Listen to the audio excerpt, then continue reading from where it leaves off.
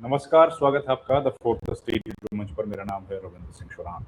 इस वक्त पूरे देश में जिस बात की सबसे ज्यादा चर्चा है वो है छात्रों पर हुए ब्रूटल बर्बर लाठीचार्ज की।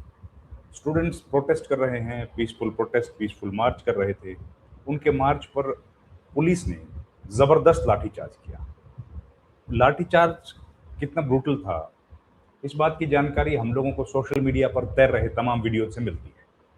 सब लोगों ने वीडियोस देखे, कैसे पुलिस ने नुकीली नुकीले लाठियों से मारा, कैसे प्लेन क्लोथ्स में बताया जा रहा है कि पुलिस वाले थे, लेकिन अभी तक तो कंफर्म नहीं हुआ कि वो पुलिस के लोग थे, उन लोगों ने मारा। यहां तक खबरें आ रही हैं कि पैलेट गन्स चलाए गए। हालांकि दिल्ली पुलिस मना कर रही है, लेकिन द हिंदू ने छापा है कि पैलेट गन्स का यूज हुआ। यहां तक हो गया, इस संसद भवन के नजदीक तक कैसे पहुंच गए। और ये तमाम बातें हैं जो आज सबसे बड़ा इशू। लेकिन ये मसला पहुंच गया दिल्ली हाईकोर्ट। सरकार इस पर घिरी हुई है, मामला पहुंच गया दिल्ली हाईकोर्ट। दिल्ली हाईकोर्ट ने केंद्र सरकार को जबरदस्त झटका दिया है। कोर्ट ने पूछ लिया कि ये कैसे हुआ, जवाब दीजिए।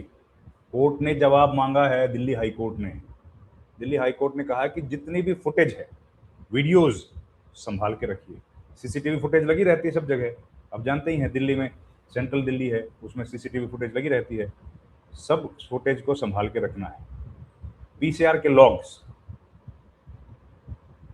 वीडियोग्राफी रिकॉर्ड्स और use of tear gas and battens, ये सारा रिकॉर्ड संभाल के कोर्ट को दो।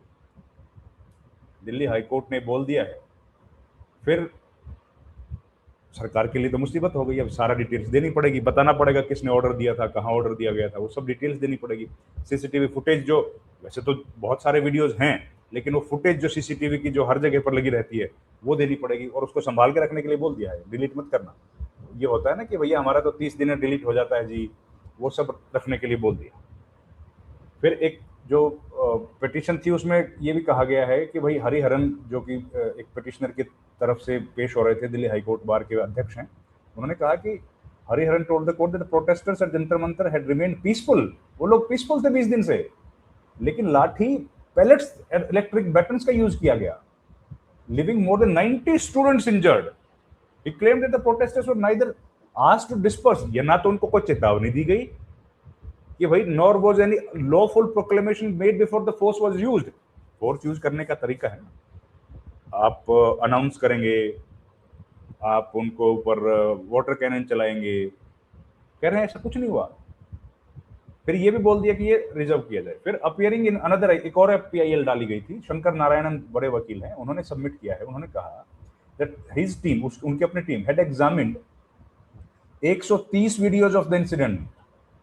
130 वीडियोस, अब छोटे बड़े वीडियोस होंगे, and claim that several people seen using force were neither in police uniform nor they were wearing identification badges. अब ये बताइए, यूनिफॉर्म नहीं पहना है और यहां पर बैज नहीं लगा।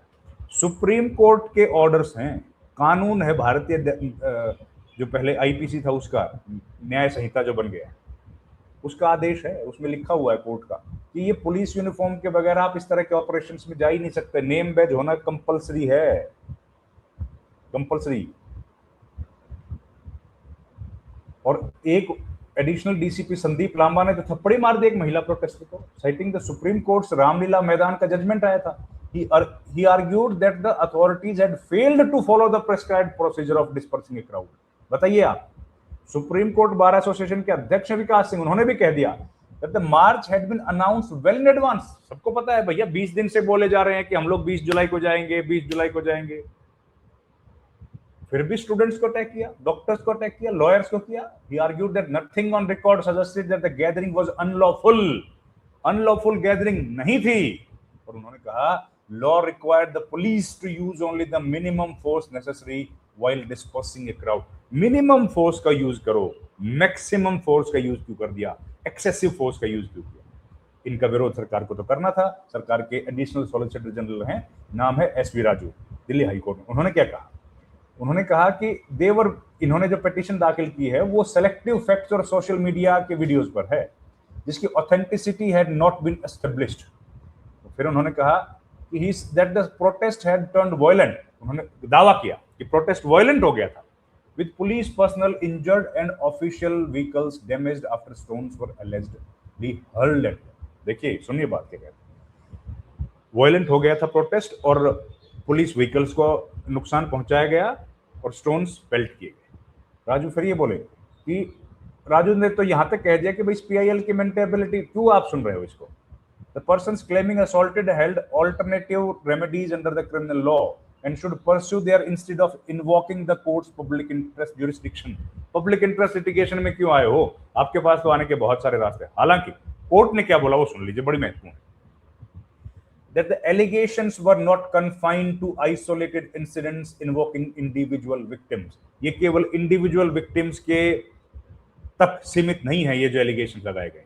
It remarked that even if the assembly was unlawful, the law prescribed the manner in which such gathering had to be dispersed and questioned whether every affected person could be expected to lodge a separate FIR। अब देखिए कितनी बड़ी बात court ने कही है। Court ने कहा है कि आपको क्या लगता है जिस जिस व्यक्ति को लाठी मारी गई है, एक्सेसिव फोर्स यूज किया गया है, वो सब अलग अलग FIR दर्ज करवाएंगे। कोर्ट ने कहा ये बात, आपको लगता है कि सब लोग अलग अलग FIR दर्ज करवाएंगे क्या?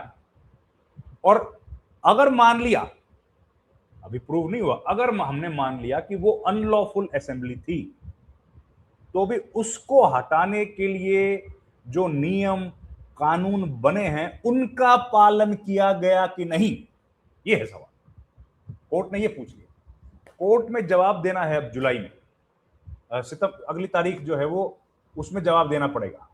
तो ये बड़ी देखिए खबर है। और सुप्रीम कोर्ट ने तो हालांकि कह दिया था चीफ जस्टिस ऑफ इंडिया ने कि भाई हमारे पास तो समय नहीं है, लेकिन उन्होंने कहा था हमारे पास तो समय नहीं, हम तो नहीं सुन पाएंगे अभी तुरंत सुन पाएंगे इसको, लेकिन दिल्ली हाईकोर्ट ने इसको सुन लिया और बहुत ही बड़ा ये फैसला, बहुत ही बड़ी बात ये जो है हुई है। अब बड़ी हैरानी की बात है कि छोटे छोटे बच्चे जिनको वहां पर बुरी तरीके से ब्रूटली पीटा गया है, अब वो क्या कहें उसमें भी लोगों को अपनी तरफ से आर्गुमेंट देने की कोशिश की जाती है। पुलिस ने जिस कदर पीटा है, जिस कदर लाठी चार्ज किया है, वो वाकई में शर्मनाक है। और तो और देखिए ये जो ब्रूट फोर्स यूज किया गया है ये बहुत ही चिंताजनक है।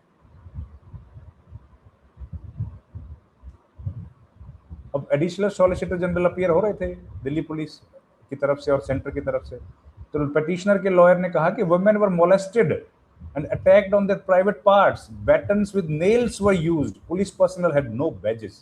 अब ये badges की बात सुन लीजिए, कानून ये कहता है अगर आप कोई गुप्तचर का काम करते हैं, सूचना इकट्ठा करने का काम करते हैं तो सिविल यूनिफॉर्म में जा सकते हैं, लेकिन अगर आप ऑपरेशंस में जा रहे हैं तो आपको यूनिफॉर्म में होना पड़ेगा। क्यों होना पड़ेगा? उसका कारण है, अगर आप यूनिफॉर्म में, पुलिस की दी गई यूनिफॉर्म में नहीं है तो ये मान लिया जाएगा, और फिर भी अगर आपने फोर्स का यूज किया तो आपके ऊपर वही कानून, वही ट्रीटमेंट होगा जो किसी भी व्यक्ति के ऊपर होना चाहिए, आम आदमी पर। आपको जो पुलिस की कानून, जो आपको पुलिस की नौकरी करते वक्त जो प्रोटेक्शन देता है वो आपके नेम प्लेट और आपकी वर्दी की वजह से देता है। अगर आप नेम प्लेट और वर्दी पहने बगैर सिविल यूनिफॉर्म में अगर आप इस तरह का काम करते हैं तो आपको ठीक उसी तरीके से ट्रीट किया जाएगा जैसे कि किसी आम आदमी को ट्रीट किया जाता है। ये लॉ है, कानून है, और ये कानून का पालन किया गया कि नहीं किया गया ये सवाल है। अगर एक ऑपरेशन किया जा रहा है, वहां पर बैरिकेडिंग कर दी गई है, फिर भी अगर लोग मान नहीं रहे, उस भीड़ को, अगर कोर्ट ने तो यहां तक कह दिया कि अगर अनलॉफुल थी तो भी उसको हटाने का एक तरीका तो होगा ना। वो तरीका है मिनिमम फोर्स का यूज करना। आपने एक्सेसिव फोर्स यूज की है, वीडियोज हैं, एक नहीं है, सैकड़ों। तो ये बहुत बड़ी बात कही है। और फिर सरकार की तरफ से कहा गया कि पब्लिसिटी के लिए पिटीशन है। कोर्ट में चीफ जस्टिस डी के उपाध्याय ने डांटते हुए कहा, हाउ कैन यू से this is a publicity petition, कैसे कह सकते हैं आप, कोर्ट ने डांटा। खैर, जब इस पर सुनवाई होगी तो हम लोग फिर आपके सामने अपडेट लेके आएंगे। इस वीडियो में इतना ही। आपका बहुत बहुत धन्यवाद। नमस्कार।